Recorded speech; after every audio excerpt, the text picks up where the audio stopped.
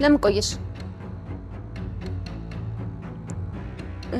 ኤቢ ሰላም ይልከኝ እኮ ነው።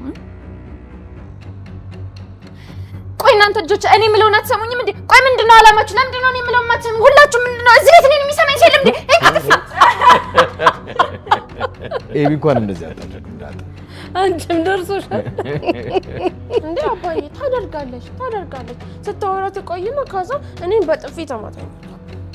በጥፊ እንዴ? አንቺን እኮ ስለምትወድሽ እና ስለምትወደኝ ነው። ግን እኔን እኮ በሉሽ ለነበረን ነገር በሙሉ በጣም ተመሰግናለሁ።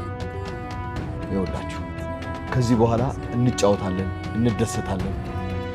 እንዲህ አይነት ደስታ እዚህ ቤት ውስጥ ከራቀ በጣም አሁን ደግሞ አይደለም እና ዛሬ ደግሞ ለምወዳት ውዷ ባለቤቴ አሁን ስጦታ ማበረክትበት ጊዜ ላይ ደርሰናልና ስጦታ እንድትቀበለኝ በእናንተ ፊት እጠይቃለሁ።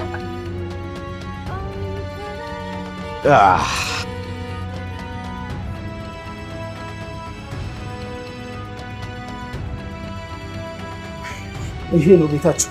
ሻውካ ግባ ጥራቸው።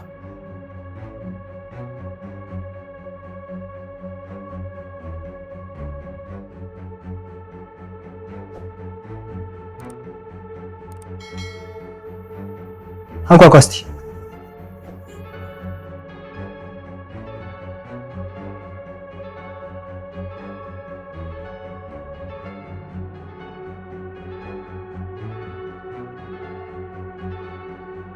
ማነው እንደዚህ የሚያንኳኳ?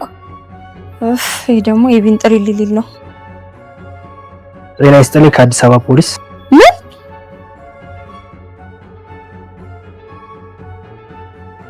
መተናል?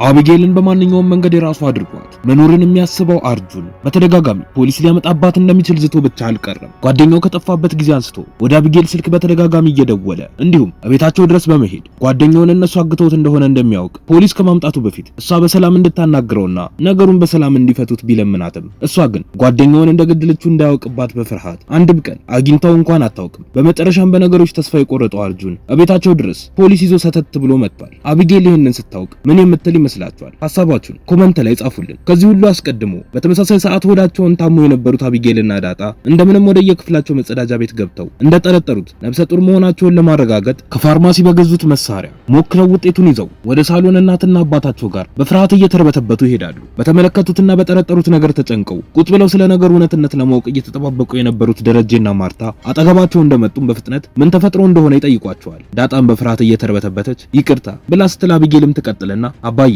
በጣም ይቅርታ በድንገት የተፈጠረ ነገር ነው ብላ ስትላቸው ደረጀም በጆሮ የሰማውን ነገር ማመን ከብዶት እየተቆነጠነጠ ማርታ ምንድነው እያሉ ያሉት እነዚህ ሁለቱ ልጆች? ቆይ ሁለታችሁም አርግዣለሁ ነው የምትሉት ብሎ ሲጠይቃቸው ዳጣም አዎ አባዬ ሁለታችንም በአንድ ቀን ብላ ትመልስለታለች። ማርታም ግራ ተጋብታ ደረጀ እነዚህ ልጆች ቆይ ምንድነው የሚያወሩት? ቆይ ናታን ንገረኝ እስቲ ምንድነው እየተፈጠረ ያለውን ነገር ልታስረዳኝ ትችላለህ ብላ ስጠይቀው እሱም እኔ እንጃ እማዬ እኔ ምንም የማውቀው ነገር የለም ብሎ ሲል ደረጀም በንዴት ስሜት ውስጥ ሆኖ በጭራሽ ይሄ ሊሆን አይችልም ብሎ ሲል ማርታም ተነስታ ይዞት የመጡትን የእርግዝና ማረጋገጫ ነጥቃ መመልከት ትጀምራለች። ቀጥላም ደረጀ በቃ ጉድ ሆነናል፣ ይሄ ነገር እውነት ነው። አንቺ አቢጌል አንቄ ገድዬ ሳልጥልሽ በፊት እውነቱን ንገሪኝ ብላ ስጠይቃት ሄቢም እማዬ በቃ ያየሽው ነገር እውነት ነው ብላ ትመልስላታለች። ደረጀም በንዴት ከተቀመጠበት ተነስቶ የሁለቱንም እጅ ይዞ እየጎተተ ወደ ናታን ክፍል ይዟቸው ይገባና ዳጣ ምንድነው ቆይ ለማርታ ያሳያችኋትስ ውጤት የማን ነው ብሎ ሲል ዳጣም ትቀጥልና እንዴ አባዬ ሴቶች እኮ ነን ምን እንደሚገጥመን በምን ታውቃለህ እንዴ ወደን እኮ አይደለም ያረገዝ ነው ብላ ስትለው ደረጀም በቁጣ እና ተገዳችሁ ነው ማን ነክቷችሁ ነው ማን የደፈራችሁ ንገሩኝ ብሎ ሲል አቢጌልም ትቀጥልና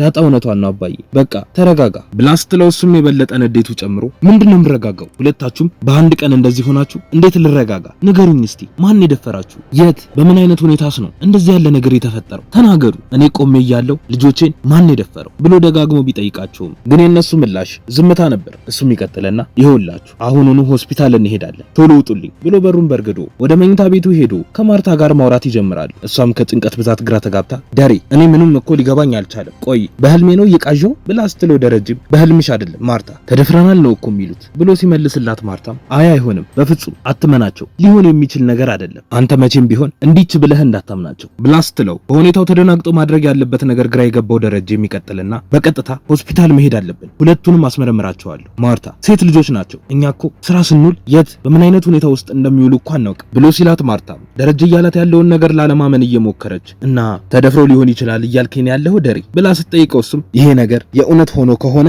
እኔ ሰው የምሆን ሰው አይደለሁም ማርታ፣ ልጆቼ ተደፍረው እንደዚህ ተሰናክለው ከሆነ እኔ ይህንን ያደረገውን ሰው ወንድነቱን ቆርጬ ነው ማበለው፣ በእውነት እኔ በፍጹም ሰው መሆን የምችል ሰው አይደለሁም ማርታ ብሎ ሲበሳጭ እሱም እሷን ለማረጋጋት እየሞከረች ቆይ ደሪ እንደዚህ እኮ አይደለም፣ ክፉ በሽታ ላይ እንዳትወድቅ ተረጋጋ ብላ እያለችው ባለችበት ናታንም በሩን ከፍቶ ወደ ውስጥ ይገባና አባዬ እባክህ ተረጋጋ ብሎ ሲለው ደረጀም እባክህ ዞር በልልኝ ናታን፣ ታላቅ ወንድማቸው አይደለህም እንዴ? አንተ ልትጠብቃቸው አይገባም ነበር እንዴ? ግን ይህንን ማድረግ አልቻልክ፣ በቃ አሁን ዞር በልልኝ ብሎ ሲለው ናታንም ወዴት ልትሄድ ነው አባዬ? እስቲ ትንሽ እንኳን ለመረጋጋት ሞክር፣ ችግር የለውም እነሱ እኮ ልብስ እየቀያየሩ ነው ብሎ ሲለው ደረጀም ለምን ቆይ ለምንድን ነው ልብሳቸውን የሚቀይሩት? ይኸውልህ አሁን ሁለቱንም አንጠልጥለህ መኪና ውስጥ አስገባልኝ ብሎ ቢቆጣውም ናታን ግን አሁንም ደረጀን ለማረጋጋት መሞከሩን አላቆመም ነበር። እባክህ አባዬ ተረጋጋ ብሎ ሲለው ደረጀም በናታን ድርጊት ተናዶ ምንድነው የሚለው ይሄ ልጅ? ማርታ ይህንን ሰው አንድ ነገር በይልኝ፣ የምታወራውን ነገር ግን ታውቀዋለህ? ናታን ቆይ ግን ማነው ልጆቼ ላይ እየደረሰው ንገረኝ፣ ምን አይነት ሴጣን ነው ብሎ በንዴት በሩን በርግዶ ሲወጣ ማርታም ተከትለው ትወጣለች። ነገር ግን ወደ ሳሎን ሲደርሱ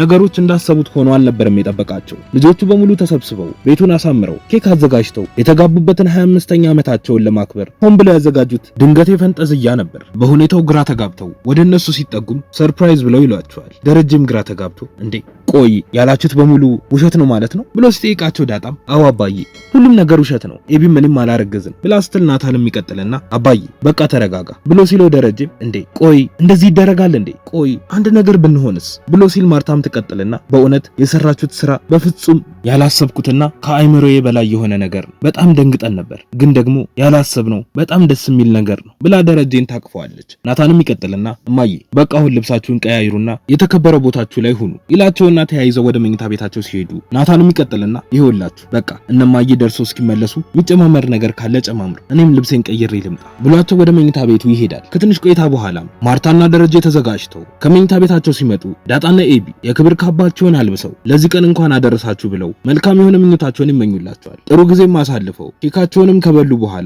አንድ ላይ ሰብሰብ ብለው አንድ ጨዋታ ለመጫወት ሲወስኑ ናታን ግን ከዛ አስቀድሞ አንዳንድ ጥያቄዎችን ሊጠይቃቸው እንደሚፈልግ ነግሮ ያስፈቅዳቸውና ጥያቄውን መጠየቅ ይቀጥላል። 25 ዓመት በሙሉ በትዳር አብራችሁ ስትኖሩ ፈታኝ የምትሉት ጊዜ ምን ነበረ? እንዴትስ አለፋችሁት? ብሎ ሲጠይቅ ማርታም ለኔ በጣም ከባዱ ጊዜ ልጅ መውለድ አትችይም ተብሎ የተነገረኝ ጊዜ ነው። በጣም ፈታኝ ነበር። ወንድ ልጅ ደሬን ሳላሳቅፈው በመቅረቴ እስካሁን ይከፋኛል ብላ ስትል ደረጀ የሚቀጥልና ማርትዬ አንቺ እኮ እነዚህን የመሳሰሉ ቆንጆ ልጆች ሰጥተሽኛል፣ እኔ ሁሌም ደስተኛ ነኝ ብሎ ይላታል። ከዚህም ቀጥሎ ጨዋታቸውን እየተጫወቱ ባሉበትም ነው አርጁን መርማሪ ፖሊሱን ይዞ ቤታቸው ድረስ የመጣው። በቀጣይ ምን የሚፈጠር ይመስላችኋል? ሐሳብ እንዲሁም አስተያየታችሁን ኮሜንት ላይ ጻፉልን።